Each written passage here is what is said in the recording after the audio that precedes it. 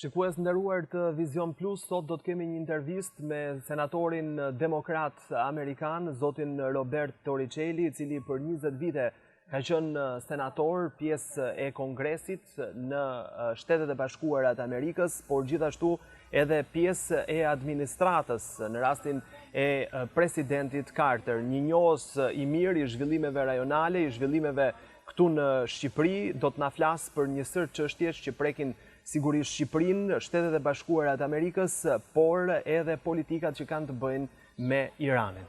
Mr. Toriceli, thank you very much for accepting this interview with us. First of all, I want to know Zoti Toriceli, para së gjithash do doja të dija opinionin tuaj për Shqipërinë. Çfarë ndryshimesh vini re nga vizita juaj e fundit këtu dhe më pas një koment lidhje me situatën aktuale politike. Political situation. Sa herë që vi në Tiranë, qyteti më duket ndryshe. Ky është një qytet I mrekullueshëm që rritet çdo vit me standarde shumë të mira. Çdo gjë duket se përmirësohet nga viti në vit me përjashtim të trafikut që më duket se është përkeqësuar. And how are you seeing that? Cili është komenti juaj për krizën aktuale politike? Opozita është në protestë dhe ka bojkotuar parlamentin duke kërkuar qeveri teknike dhe zgjedhje të lira e të ndershme.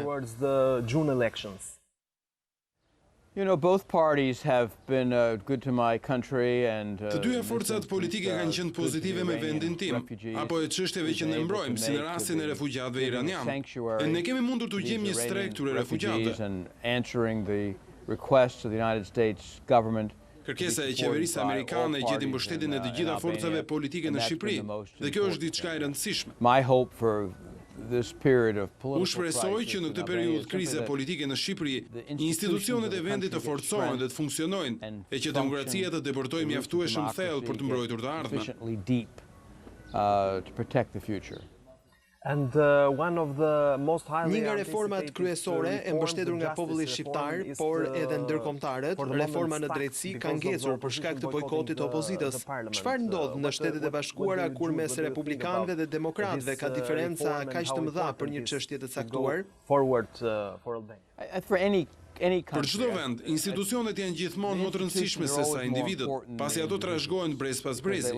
Duhet të sigurohemi që të kemi një sistem gjyqësor për cilin njerëzit besojnë se është I lirë dhe I drejtë, e që I mbijeton durimit të administratës politike. E po ashtu duhet që sistemi zgjedhor të jetë I lirë dhe I drejtë, duke mos u ndryshuar pas çdo palë zgjedhjesh. Në këtë mënyrë ndërtohet demokracia. Shpresoj dhe uroj që të gjitha forcat politike do të gjejnë gjuhën e përbashkët, jo sepse e favorizojnë njërin apo tjetrën, por sepse mendoj se ky është vend I mrekullueshëm, me njerëz të mrekullueshëm. Albania is going towards the June elections with the probability that the Shqipëria I drejtohet zgjedhjeve të qershorit me mundësinë e një bojkoti të opozitës. Cila mendoni se do të ishte zgjedhja e dur për mazhorancën në këtë rast? Të gjejë një rrugë për ta përfshirë opozitën në zgjedhje, edhe me mundësinë e shtyrjes së datës, apo të shkojë vetëm në këtë zgjedhje? The election date if needed, or to enter the elections in the proper date but without the opposition. I'm a guest in your country, and I love being a guest in your country. Unë vi si një mik në vendin tuaj dhe preferoj të mbetem I tillë. Të gjitha forcat politike janë treguar pozitive me Shtetet e Bashkuara, por e vetmja këshill që dua t'i jap shqiptarëve është se në fund të ditës nuk bëhet fjalë për kandidatët, për partitë politike, por për vendin. And everybody should keep that in mind. Të gjithë duhet ta kenë parasysh këtë. Partitë politike ikin e vinë, ashtu si edhe kandidatët, por vendi mbetet. Të gjithë duhet kenë si prioritet të ardhmen e vendit. Everyone needs to make that their priority. Çfarë do të kishte ndodhur për shembull në SBA nëse mbështetësit e Partisë Demokratike do të kishin vazhduar për ditë të tëra protestat kundër zgjedhjes së Trump, duke kërkuar largimin e tij ose mbajtjen e zgjedhjeve të reja? Calling for new elections. Well, we've had electoral disputes in America before. We've had close Edhe ne në SBA kemi patur sfidime të rezultatit të zgjedhjeve më përpara, ashtu siç edhe rezultate shumë të ngushta, siç ndodhi në vitin 2000 me Al Gore dhe Bushin, aty ku rezultati ishte I paqartë. Kishim gjithashtu paqartësi në lidhje me rezultatin e zgjedhjeve të vitit kaluar, aty ku fitoria e Trump erdhi si një surprizë shumë e madhe. Gjithashtu kemi patur zgjedhje me kandidatin Nixon, kur ishte një garë aq e ngushtë sa që ishte thuajse e pamundur të kuptohej se cili kishte fituar. Ajo që ka rëndësi është se vetë kandidatët mbajtën një qëndrim, se ajo që mbetet në fund është kombi, duke mos vendosur interesat personale përpara atyre të njerëzve dhe të vendit. Këtë u sugjeroi gjithashtu të bëjnë edhe politikanët shqiptar. Kjo është një demokraci e re, do duhen breza të tërë që institucionet të maturohen dhe të forcohen. Njerëzit nuk duhet të dekurajohen. Duhen kohë që institucionet funksionojnë ashtu si njerëzit kërkojnë. Prandaj mos u dekurajoni. Edhe ju do t'jeni një demokraci e fortë dhe shumë funksionale një ditë. How to make it work. So don't be discouraged by it. This is going to become a great democracy. Flasim për marrëdhëniet e administratës Trump me Rusin. A shikoni ju një rrezik real të rritjes së ndikimit rus në Ballkan, pasi shumë veta mendojnë se Moska po përpiqet të destabilizojë rajonin ton dhe priten madje ndikime edhe në zgjedhjet në Shqipëri. You know, I don't want to be inflammatory about it, and I think we should all remain calm and objective, but by any measure. Nuk dua të jem zjarrvonës në lidhje me këtë çështje dhe them se duhet jemi të qetë dhe objektiv. Por tashmë është e qartë se ka një përpjekje nga ana e rusëve për të ndërhyrë në zgjedhje. Është e provuar tashmë ndërhyrja ruse në Shtetet e Bashkuara të Amerikës, por po ashtu është e qartë ajo që po ndodh në Francë, por edhe në shtete të tjera të Evropës perëndimore. I bëj apel njerëzve në Shqipëri që të jenë të kujdesshëm. Në veçanti kam një apel për mediat. Kontrolloni burimet tuaja. Kini kujdes për ato që thuhen. Do të promovohen shumë gjëra të rreme. Trupat zgjedhore këtu duhet të jenë të kujdesshme për kontaktet e tyre. Është e sigurt që ekziston një program rus për të ndikuar në zgjedhje. It is unmistakable there is a Russian program to influence elections. And how do you judge the latest? Si gjykoni vendimet e fundit të administratës Trump, urdhrat ekzekutiv për të ndaluar shtetasit nga 6 vende për të hyrë në SBA, si dhe idenë e ngritjes së murit me Meksikën? Or building the Mexico wall? Well, I'm certainly sympathetic in that President Trump wants to ensure that our country simpatizoj idenë e presidentit Trump për të siguruar vendin dhe që duhet ketë një proces vettingu për njerëzit që hyjnë në SBA. Mendoj se perceptimi se kjo që synohet të bëhet lidhet me fen është për të ardhur keq dhe sigurisht është i paligjshëm. And not in the traditions of the United States. We can be careful about who enters America without violating our own. Ne duhet jemi të kujdesshëm për të mbrojtur vlerat amerikane, për të krijuar një vend sa më të sigurt për qytetarët tanë, por sigurisht pa shkelur kushtetutën dhe lirinë. Në lidhje me çështjen e Meksikës, çdo vend duhet sigurohet që njerëzit që hyn e dalin prej tij e bëjnë këtë në mënyrë të ligjshme. Kjo gjë vlen edhe për vendin tuaj, me Europën dhe në përgjithësi kudo. Duhet jemi të kujdesshëm për këtë. Është çështje tjetër mënyra se si synohet të bëhet kjo gjë, por ne duhet të fitojmë kontrollin e kufive. But we do need to gain control of our border.